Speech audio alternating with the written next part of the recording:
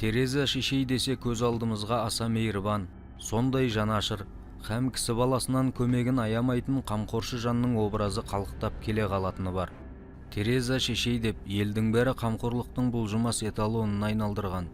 Халықаралық қайырымдылық ұйымдар мен христиан дінінің өкілдері бір ауыздан әулие дәрежесін берген ол неткен адам.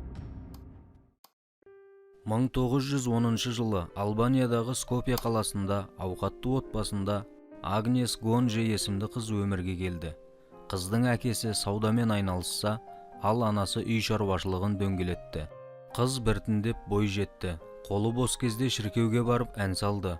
Кірген сайын әлдене туралы терең ойға бата берді. Анасы үндемес қызына ешқандай мән бермейтін. 17 жасар бой жеткен, бірде өзінің күтпеген шешімін жеткізгенде анасы қатты күйзелді. Сөйтсе бой жеткен Калькуттаға барып монах болғысы келеді екен. Баяғыдан қалың ойға батқаны да осы болса керек. 1929 жылы Калькуттаға қарай бағыт алған кемеге Тереза деген есіммен көтерілді. Мұндай атауды Агнес Баяджиу өзінің мейірбандылығымен белгілі болған Мария Терезаның құрметіне әулие Лоретти монастырінде алды.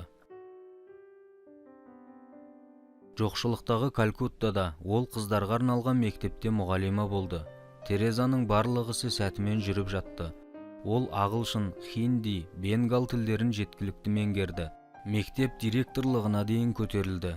Ол ешқандай мұқтаждық дегенді білмеді. 1946 жылы Тереза туберкулезбен ауырды да ылғалды Калькуттадан таулы Дарджилинге аттанды. Әр мекеннен вагондарға адамдар ағылып кіріп жатты. Балалы әйелдер, қарттар, мүгедектер, күнге әбден күйіп тотыққан, қалжыраған еркектер, адамдар күйзеліп әлсіреген және еңселері түсіп кеткен. Аналар аш балаларын амалдап жұбатумен әуре. Көпшілігінің өңдерінен аурудың, күйзелудің, қиыншылықтың табы білінеді. Осынау пойызда келе жатып қарапайым монах қалың ойға батты. Мен енді монастыр қабырғасын тастап, қайыршылардың арасында жүруім қажет болды деп еске алады Тереза ана, сол бір тағдыр таңдауы таразыланған қиын мезеттерді еске алып. Тереза ана туралы жаңалық алдымен бүкіл Үндістанға таралып, содан кейін әлемге дүбірлеп кетті. Әлемнің мықтылары енді Тереза ананың қоғамдастығын іздей бастады. Егерде оның уақыты бола қалған жағдайда, өзінің үйшіктей бөлмесінде қарапайым ғана ағаш орындықта қонақтарды қабылдады. Бір жағына қонақтар отырды. Кімдер дейсіз ғой? Ясир Арафат, Джордж Буш, Фидель Кастро, екінші Йоан Павел, Диана Ханшайым, ал екінші жағына Тереза ана отырды. Бар жиһаз мүлік осы ғана. 1979 жылы Тереза ана әлемдік ең мәртебелі Нобель сыйлығын алды. Керемет сабырлылық пен мейірбандылық иесі Тереза ана бәрінен бұрын қай жерге көмек керек болса сол жерден табыла білді. Жер жаһандағы кез келген елде болып жатқан сұмдықтар мен апаттарды естігенде жаны дегбір таппай дереу жетіп барды. 1980 жылы Арменияда жер сілкінгенде қираған Спитакқа келді. 1990 жылы соғыс сұрапылындағы Боснияға барды. Ол өзінің осынау қастерлі сапарын теңізге тамған тамшыға балады. Біз ұлы істер атқара алмаймыз, тек аз ғана істің өзі махаббатпен жасалады. Біздің күш қуатымыз дәл осында деп ағынан жарылады ақ көңіл ана. Өмірінің соңына дейін түнгі 4:30-да тұрып, өзінің мейірбикелерімен бірге жұмыс жасады. Көз көргендер бір таңданарлық жайды еске алады. 1997 жылы Тереза дүниеден қайтқан кезде жеке бөлмесінің алдындағы терезеде кішкене ғана қурап қалған ағаш болыпты. Ал ол көз жұмғаннан соң әлгі ағашқа түгелдей ақшақардай ақгүл қаптап шыққан. Тереза ананы жерлеу рәсімін ірі телеарналардың бәрі түсіріп көпшілікке көрсетті.